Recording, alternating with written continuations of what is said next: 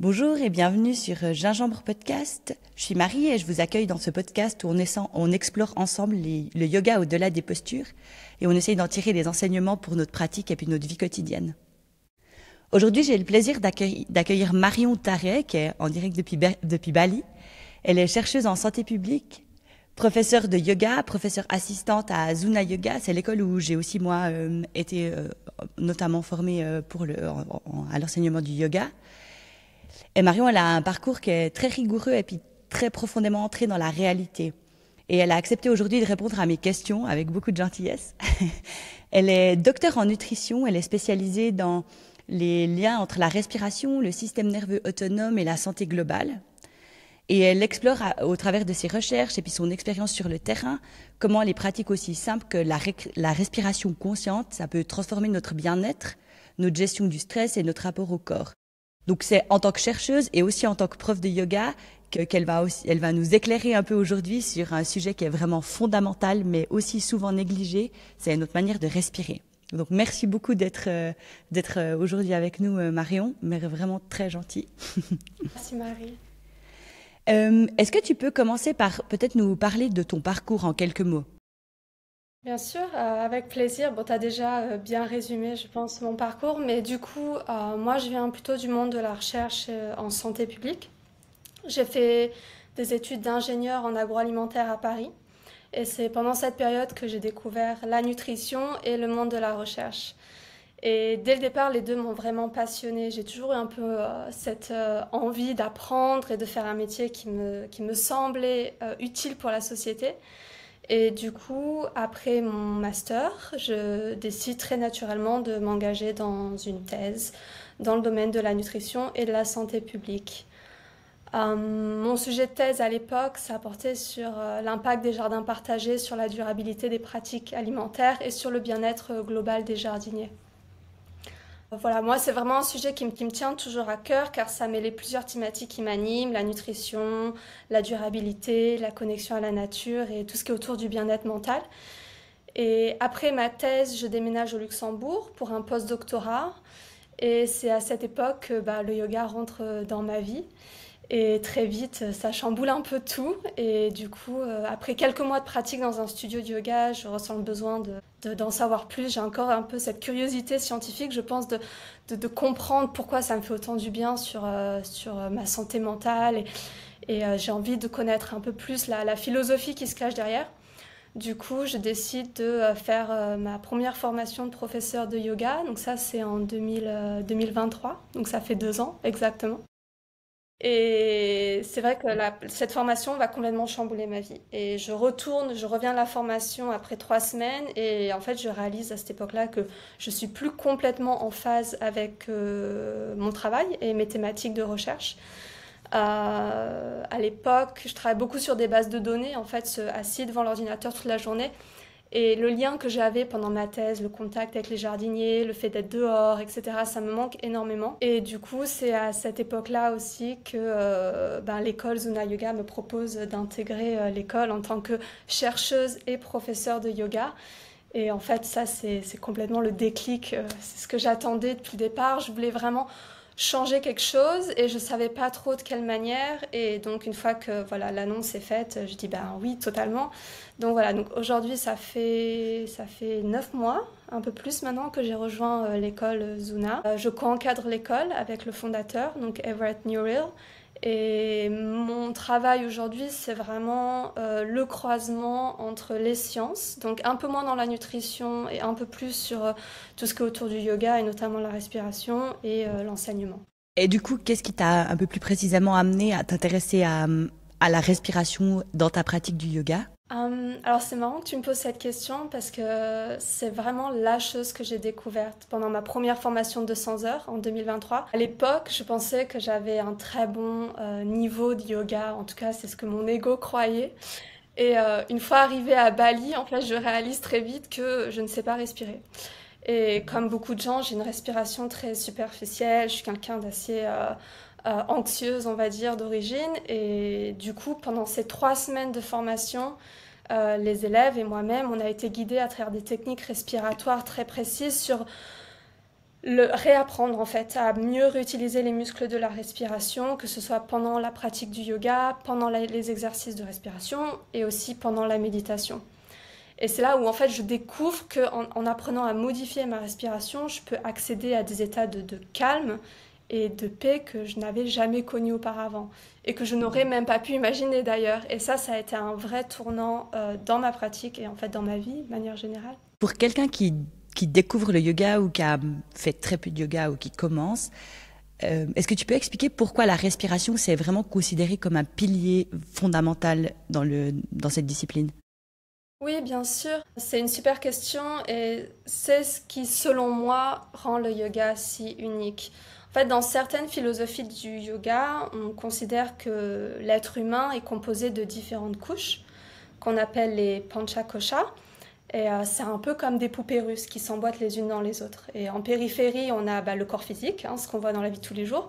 Et puis quand on commence à creuser à l'intérieur, on va retrouver tout ce qui est le corps énergétique, le mental, les émotions, l'intuition et au centre, cette part de nous qu'on pourrait appeler la conscience pure ou l'âme. Et en fait, la respiration, c'est un peu le fil conducteur entre toutes ces couches. Ça agit à la fois sur le corps, sur l'énergie, sur les émotions, sur le mental, etc. Donc c'est une passerelle en fait entre le corps et la conscience. Du coup, ce que j'aime bien dire, c'est que la respiration, selon moi, c'est un peu le reflet de notre état intérieur. Quand on apprend à respirer consciemment, on apprend à mieux se connaître, à apaiser un peu ce qui va nous agiter et un peu à se reconnecter aussi à cet espace plus calme et plus profond. Donc c'est pour ça que la respiration, c'est vraiment central dans le yoga puisqu'elle relie toutes ces dimensions en même temps. On entend souvent parler de respiration diaphragmatique. Est-ce que tu peux expliquer ce que ça veut dire concrètement, puis en quoi ça diffère de la respiration que la plupart des gens ils ont au quotidien? Oui, bien sûr. Alors la respiration diaphragmatique, c'est une respiration qui est profonde, naturelle et fluide et qui utilise, comme son nom l'indique, principalement le diaphragme. Donc le diaphragme, pour ceux qui ne savent pas ce que c'est ce grand muscle en forme de dôme qui sépare la cage thoracique, donc la partie haute du corps, de la partie de la cage de l'abdomen. Du coup, quand on inspire, le diaphragme s'abaisse et s'aplatit. Et en fait, cette contraction du diaphragme permet l'expansion de la cage thoracique, créant de l'espace pour que les poumons puissent se remplir d'air. À l'expiration, c'est le phénomène inverse. Le diaphragme se relâche, remonte, il va reprendre sa forme de dôme et cela va entraîner un relâchement des muscles intercostaux et du coup, le volume de la cage thoracique diminue et ça va faciliter l'expulsion de l'air des poumons. Ce qu'il faut savoir, c'est que le diaphragme, chez un individu sain, on va dire, c'est 80% de l'effort respiratoire est dû à ce muscle. Du coup, cette action du diaphragme, elle se fait naturellement. Donc quand on parle de respiration diaphragmatique, en fait, on fait tous cette respiration diaphragmatique sans s'en rendre compte, puisque 80% de notre effort respiratoire est dû à cette action inconsciente, complètement inconsciente du diaphragme. Le problème, j'ai envie de dire, c'est que malheureusement, chez beaucoup de personnes, on va adopter des mauvaises habitudes respiratoires et du coup, on va perdre un peu cette action, cette efficacité du diaphragme, ce qui va entraîner après des problèmes respiratoires. Est-ce que quand on parle de respirer, souvent on entend respirer dans le ventre. Est-ce que c'est lié à ça aussi?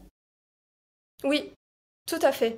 Le diaphragme, du coup, comme je l'ai dit, ça sépare la cage thoracique de l'abdomen. Et quand on inspire, le diaphragme descend. Et ce qui va se passer, c'est qu'il pousse les organes abdominaux vers l'avant. Et donc le ventre, naturellement, va se gonfler légèrement. À l'expiration, c'est l'inverse. Le ventre rentre doucement vers la colonne. Du coup, un bon point de départ pour quand on parle de respiration diaphragmatique, c'est de comprendre que cette action se passe dans le ventre et d'observer un peu ce qui se passe au niveau du ventre. C'est d'ailleurs quelque chose que nous, on enseigne chez Zuna Yoga. Un des premiers exercices de respiration, c'est de prendre le temps de fermer les yeux, placer par exemple une main sur le ventre et une main plutôt au niveau des clavicules et juste prendre un moment d'observer naturellement sans forcer la respiration où est-ce qu'on ressent la respiration. Et si on remarque que la main qui est au niveau du ventre, elle bouge pas et que le mouvement de la respiration se fait plutôt au niveau du haut du corps, au niveau des clavicules, ça veut dire que c'est très probable qu'en fait cette action du diaphragme ne se fait pas correctement et qu'on va avoir plutôt une respiration superficielle. À l'inverse, si on ressent un mouvement au niveau du ventre, ça indique un bon fonctionnement du diaphragme et plutôt une respiration diaphragmatique. Je vais continuer dans ce que tu es en train de dire, mais on sait on peut se rendre compte, si on observe les gens qui respirent, qu'il y a beaucoup de gens qui respirent plutôt dans la poitrine, hein, plutôt par le haut, si on veut bien, de la poitrine. Pourquoi il y a beaucoup de gens qui respirent comme ça? Et pourquoi ça peut devenir surtout un problème pour la santé physique et mentale? C'est une bonne question. En fait, il y a plein de facteurs qui pourraient expliquer cette respiration plus haute et superficielle. Et un facteur très important, c'est le stress. Et quand on est stressé, on va avoir tendance à naturellement adopter une respiration plutôt superficielle. Ça, c'est vraiment un réflexe de survie. En fait, c'est pour préparer l'organisme à fuir. Et du coup, le cœur va s'accélérer, la respiration devient plus superficielle. Sauf qu'aujourd'hui, en fait, on n'est plus en présence de stress aigu comme on avait auparavant, en fait, et on va avoir plus un stress chronique, et ce qui fait que cette présence de stress continue contribue à cette respiration plus superficielle. Un autre facteur qu'on sous-estime aussi beaucoup, c'est la sédentarité et la mauvaise posture. Quand on passe des heures assis devant un ordinateur, sur le téléphone ou devant la télé, on va avoir tendance à adopter cette posture un peu voûtée, les épaules en avant. Et du coup, ça comprime le diaphragme et le résultat, c'est que ça va être les muscles accessoires de la respiration, donc ceux du cou, des épaules et du haut de la cage thoracique, qui vont prendre le relais et qui vont compenser un peu cette sous-utilisation du diaphragme. Et du coup, pourquoi ça peut devenir un problème d'un point de vue de la santé physique, de la santé mentale, de respirer comme ça, vraiment dans le haut de la poitrine? Alors en fait, très simplement, donc on a mentionné que la respiration normale, ça va être une respiration plutôt diaphragmatique. Quand les muscles secondaires prennent le relais, ça va avoir plusieurs conséquences. Donc physiquement, ça veut dire que ces muscles vont surtravailler. Et donc ça va créer des tensions, que ce soit au niveau du cou, des épaules, dans le haut du dos. En fait, ces muscles travaillent en permanence pour compenser justement le manque de mobilité du diaphragme. Et donc ça va entraîner des douleurs et des inconforts chroniques. Et mentalement, je dirais, cette respiration haute et superficielle, ça maintient un système nerveux plutôt en alerte, ce qui va du coup empêcher l'organisme de retrouver un état plutôt de repos et de régulation. Et donc ça, le résultat, c'est que ça va entraîner des états de fatigue, d'irritabilité, des difficultés à s'endormir, à récupérer ou simplement à se détendre. En fait, aujourd'hui, l'hyperventilation, quand elle est chronique, on va parler de respiration dysfonctionnelle. Et ça, c'est associé à de nombreux troubles. Il y a beaucoup de recherches à ce niveau-là. Et au-delà de générer de l'anxiété et des troubles du sommeil, ça contribue aussi à un stress cardiovasculaire et ça peut même entraîner un affaiblissement du système immunitaire. Une métaphore assez simple, c'est un peu comme si on passait la journée avec le pied sur l'accélérateur et on relâche jamais la pédale. Et donc ça, à la longue, ça épuise le moteur et ça va déséquilibrer complètement tout le système. Est-ce qu'il y a des signes dans la vie de tous les jours dont on peut prendre conscience pour se rendre compte en fait qu'on respire mal ou pas mal, mais en tout cas qu'on respire plutôt dans le haut du corps et puis qu'on aurait plutôt besoin de se relâcher? Est-ce qu'il y a des signes, je sais pas, que tu peux partager ici? Bien sûr. Donc les signes physiques, c'est un peu ceux que je mentionnais juste avant, ça va être de la fatigue musculaire et des tensions, plutôt au niveau du cou et des épaules. Des maux de tête aussi, et parfois même ça peut aller jusqu'à des engourdissements ou des picotements dans le haut du corps. Et évidemment, le symptôme aussi le plus important, ça va être l'essoufflement, parce que du coup, la respiration ne se fait plus de manière optimale, du coup, on respire plus vite pour compenser, et donc ça va entraîner un essoufflement au moindre effort. Et si je peux partager une anecdote, ma première année de yoga, personnellement, j'avais énormément de tension dans la nuque et les épaules, et à l'époque, je ne comprenais pas du tout pourquoi. Et c'est vrai que j'ai toujours ce truc de vouloir bien faire. Et donc c'est vrai que quand j'allais à mes cours de yoga, je prenais des grandes inspirations et des grandes expirations un peu forcées. Sauf qu'à l'époque, ce que je ne savais pas, c'était avant mes formations de yoga avec Zuna, c'est que j'avais une respiration très thoracique. Et en fait, en augmentant l'amplitude, en forçant mes respirations, je ne faisais que aggraver finalement cette surutilisation des muscles superficiels.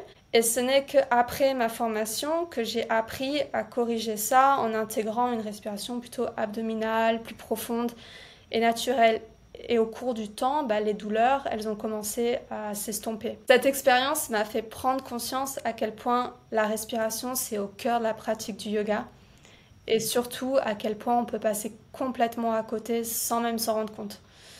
Et malheureusement, le yoga tel qu'il est enseigné, souvent aujourd'hui, se concentre beaucoup sur l'aspect physique, alors que le vrai point de départ, c'est de réapprendre à respirer correctement. Et ensuite, on peut utiliser cette respiration juste et consciente dans les mouvements.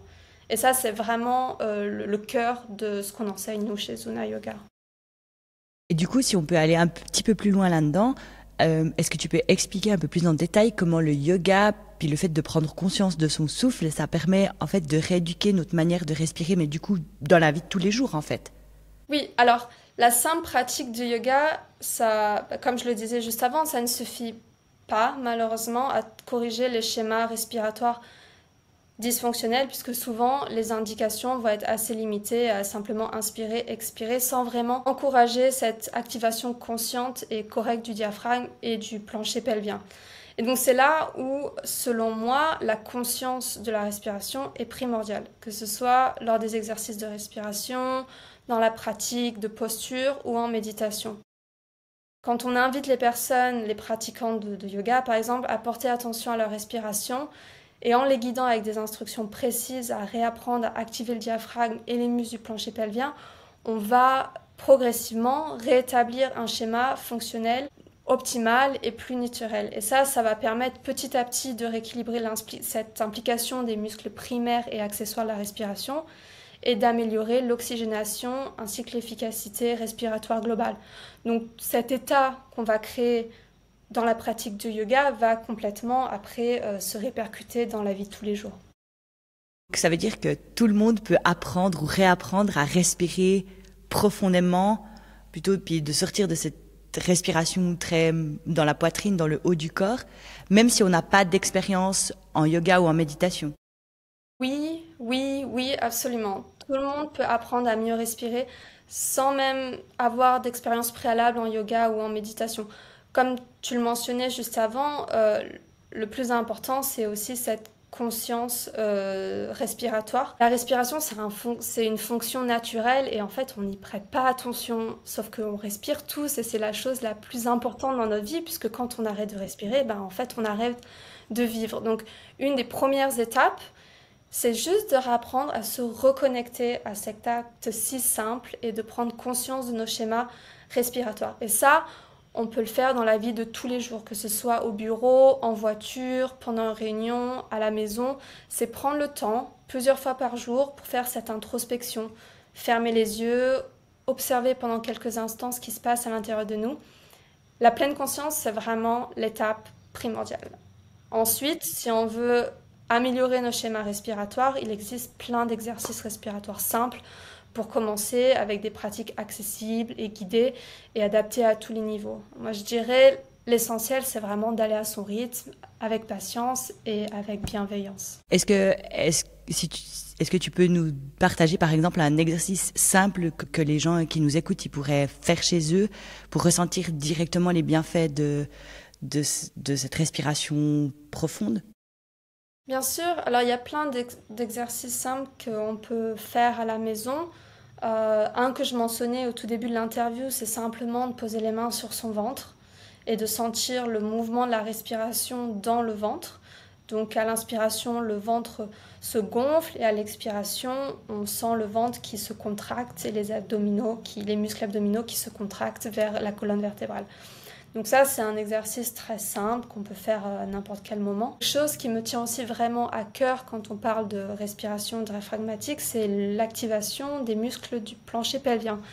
C'est quelque chose qui m'a énormément surprise quand j'ai commencé à pratiquer avec Zona Yoga et plus tard en tant qu'enseignante, c'est à quel point l'intégration du plancher pelvien dans la respiration, ça peut induire des états de relaxation profonde très rapidement.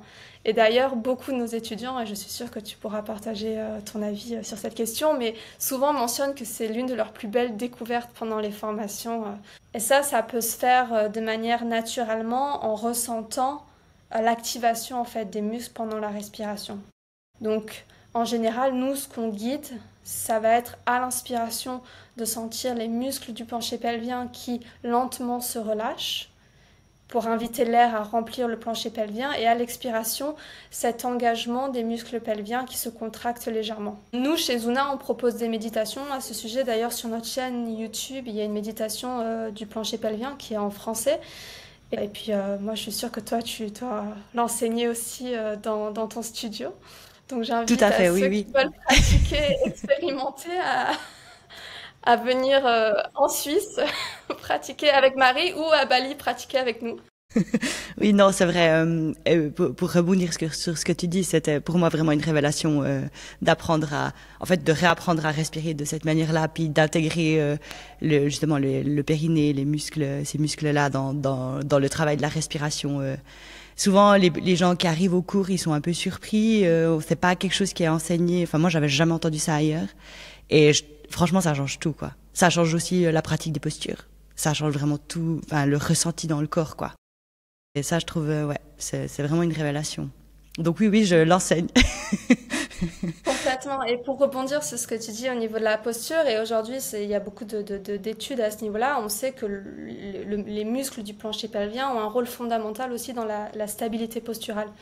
Du coup, quand on pratique du yoga, quand on est dans des poses un peu plus difficiles, apprendre pendant l'expiration à engager le plancher pelvien, ça va aider à avoir une bonne posture et du coup à aussi protéger que ce soit le dos, la colonne et aussi les organes internes. Donc c'est pour ça que la respiration est super importante et l'activation des muscles pendant la respiration est primordiale. Est-ce que tu peux, de ton point de vue, on peut dire que bien respirer, c'est déjà prendre soin de soi, c'est déjà une forme de médecine au quotidien? Oui, Clairement. complètement.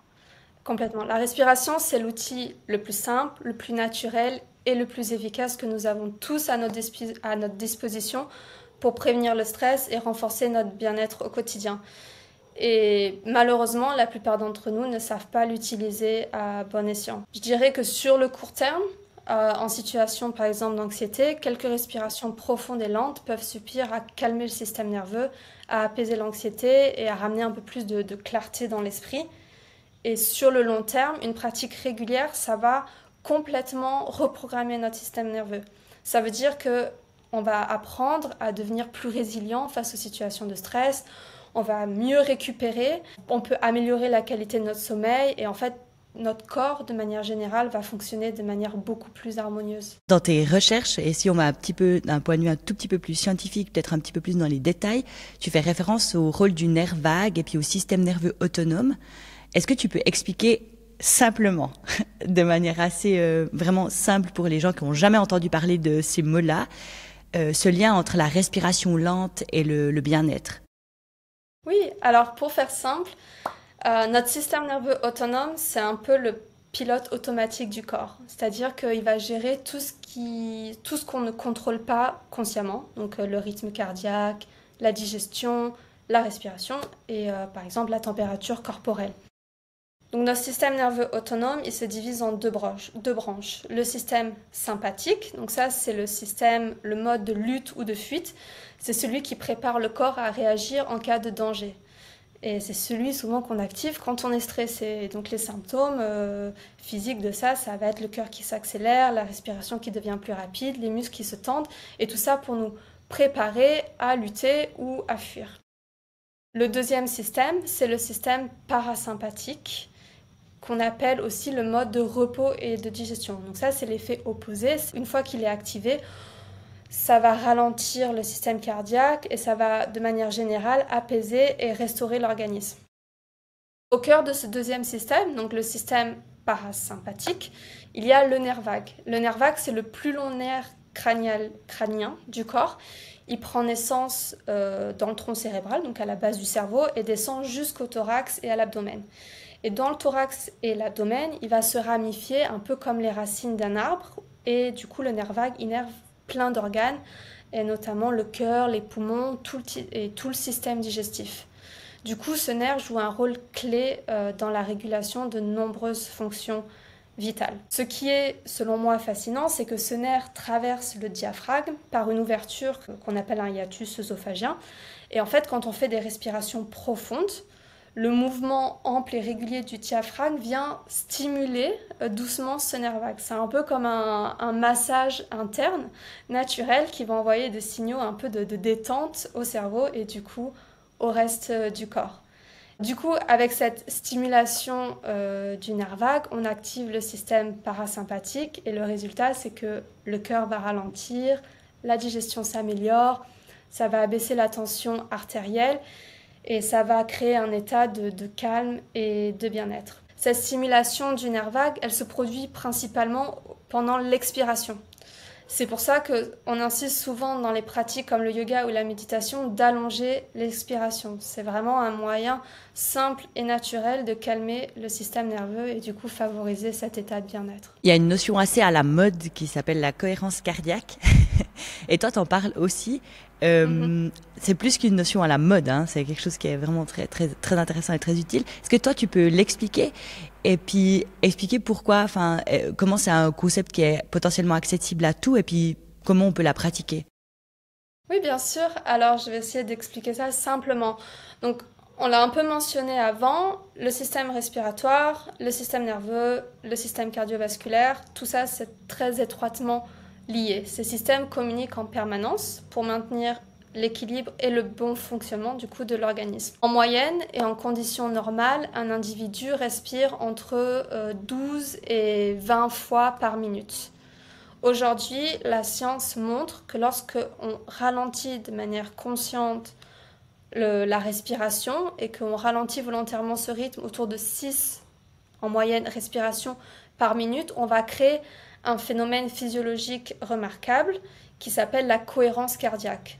Ce qui se passe, c'est que les rythmes de la respiration, les rythmes du cœur et les rythmes de la pression artérielle se synchronisent autour de ces 6 respirations minutes. Et cette synchronisation va augmenter la variabilité de la fréquence cardiaque. La variabilité de la fréquence cardiaque, c'est un indicateur qu'on utilise beaucoup dans le domaine de la santé car c'est un marqueur de bonne santé et aussi de résilience du système nerveux autonome. C'est-à-dire que ça montre que notre système est capable de naviguer de manière assez efficace entre le mode action, donc sympathique, et le mode de repos et de digestion parasympathique. Du coup, en anglais, la variabilité de la fréquence cardiaque, c'est HRV. Variabilité élevée est un signe d'une meilleure résilience du système nerveux. Donc la cohérence cardiaque, pour résumer, c'est un peu un outil. C'est un outil en fait, qui est accessible à tous, qui consiste en fait, de manière assez simple de juste réduire sa respiration autour de environ 6 respirations par minute. Donc ça, on peut tous le pratiquer en simplement s'entraînant soit seul, en respirant, par exemple, ça peut être une inspiration pendant 5 secondes et une expiration pendant 5 secondes, ou on a vu juste avant qu'en général, le plus long l'expiration est, le mieux c'est. Donc on peut aussi idéalement adopter un rythme de 4 secondes d'inspiration et de 6 secondes d'expiration. Du coup, avoir une expiration un peu plus longue. Moi, ce que je conseille, c'est d'utiliser un métronome ou n'importe quel marqueur sonore pour ne pas penser à compter les secondes et pour simplement se concentrer sur le mouvement de la respiration et les sensations dans le corps. Quel conseil, toi, tu peux donner à quelqu'un qui souhaite intégrer ces aspects de respiration consciente dans une vie active, dans un quotidien qui peut être un peu parfois stressant, où il y a des moments, on a beaucoup de choses, il y a des moments où c'est plus calme, et du coup c'est toujours un peu des montagnes russes, on le vit tous, on est tous à la même. Et donc on est un peu, mais en fait j'ai pas vraiment le temps, mais je sens que peut-être il y a quand même quelque chose qui peut me faire du bien. Est-ce que toi tu as des conseils à donner à ces personnes-là pour intégrer ça tout tranquillement, sans se rajouter encore quelque chose en plus? En fait, le but c'est pas de se stresser à respirer calmement. Complètement, oui, ce serait vraiment dommage. Je dirais que créer une routine, c'est le plus important. Et du coup, commencer par des sessions courtes. Je dirais que la régularité, et ça c'est quelque chose que nous on utilise beaucoup dans le domaine de la recherche en santé publique, c'est un élément clé pour ancrer une nouvelle habitude. Du coup, ça sert à rien de commencer avec 15 minutes, 20 minutes d'exercice respiratoire par jour, mais ça va être commencer peut-être avec 1 à 2 minutes de respiration consciente et peut-être on peut le faire plusieurs fois par jour. Et rien que cette routine très très simple, ça peut avoir des effets très bénéfiques déjà sur le stress. Une fois que la routine est établie, on peut ensuite augmenter la fréquence et la durée des sessions. Mais je dirais dans un premier temps, il faut toujours commencer simple parce que si on veut en faire trop et trop vite, en fait, c'est le meilleur moyen du coup de se décourager et d'abandonner. Donc commencer lentement, utiliser les moments de pause, les moments de transition. Ça peut être entre deux activités, avant une réunion, dans une file d'attente, quand on attend son café. Ces pauses, c'est vraiment des occasions aussi pour se recentrer et pratiquer cette respiration. Est-ce qu'il y a des moments clés dans la journée où tu conseilles de pratiquer cette respiration, où ça peut vraiment faire plus de différence? Pas Personnellement, forcément. j'ai tendance à intégrer mes exercices respiratoires plutôt le matin au réveil. Pour moi, c'est vraiment un moment que je trouve idéal parce que mon esprit n'est pas encore saturé d'informations et du coup, c'est un peu plus facile d'entrer dans des états de pleine conscience. Et ça m'aide aussi à commencer la journée sereinement avec plus d'énergie. Cela dit, la respiration consciente, comme je disais, ça peut se pratiquer à n'importe quel moment de la journée. Dès qu'on sent le stress monter, avant un entretien, une réunion, pendant un déplacement, ou encore en fin de journée, ça peut être aussi l'occasion de relâcher un peu les tensions de la journée et du coup aussi de favoriser la relaxation et le sommeil. Ce qui est important, selon moi, c'est vraiment d'être indulgent avec soi-même quand on fait ces exercices. Il faut savoir que contrairement à un exercice physique où on va chercher à repousser un peu ses limites pour améliorer ses performances, si on essaie de forcer la respiration à ralentir, on est sûr à 200% de perdre.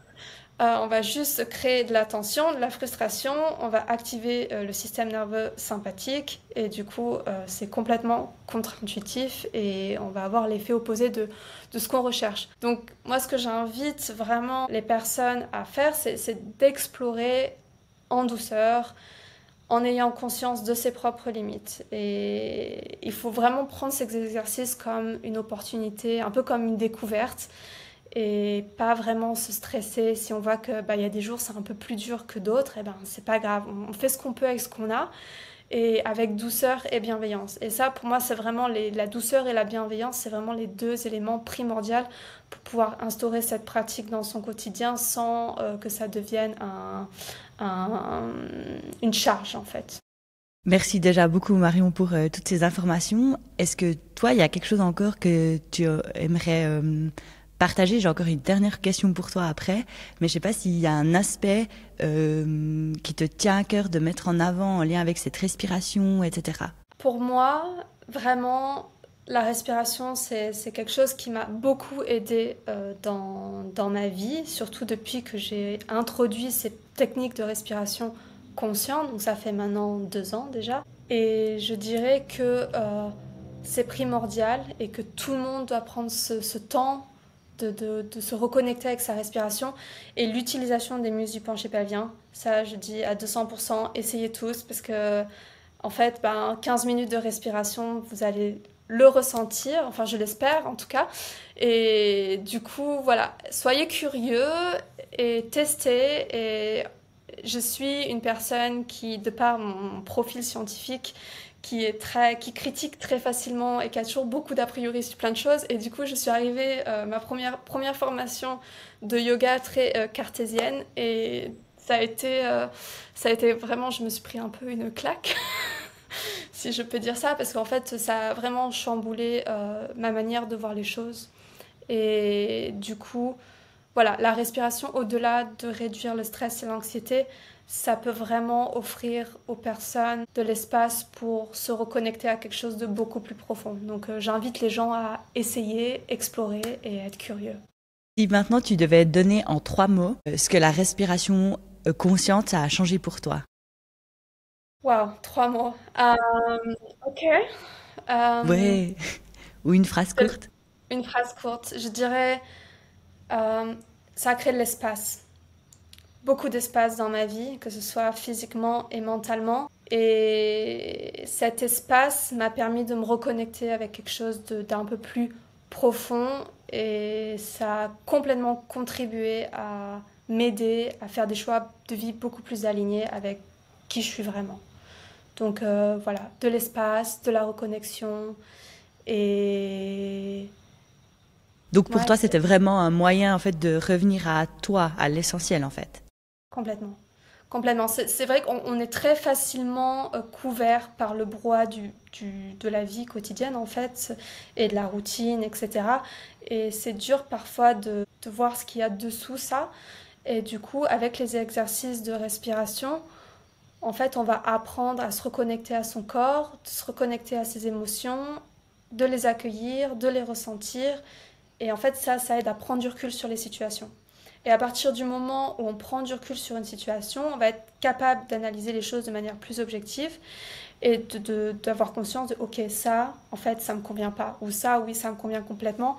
Donc voilà, donc c'est un peu se reconnecter à cette voix intérieure qu'on oublie souvent et qui en fait est la chose la plus primordiale, en mon sens, quand on parle de développement personnel et aussi dans nos choix de vie de manière générale. On a la clé qui est tout près en fait. C'est ça. C'est complètement ça. La saisir, ouais. Hein. Mhm. Écoute, je te remercie vraiment beaucoup d'avoir pris le temps de répondre à mes questions. Avec plaisir. C'était vraiment un échange éclairant et vraiment très accessible et merci pour ça parce que c'est vrai que c'est pas forcément toujours des concepts qui sont ouais, ça peut vite être nébuleux un peu et du coup merci beaucoup pour cette vulgarisation qui est je pense très importante. Tu nous as vraiment permis de comprendre que la respiration c'est pas seulement une fonction automatique mais c'est vraiment un levier puissant pour la santé physique et mentale.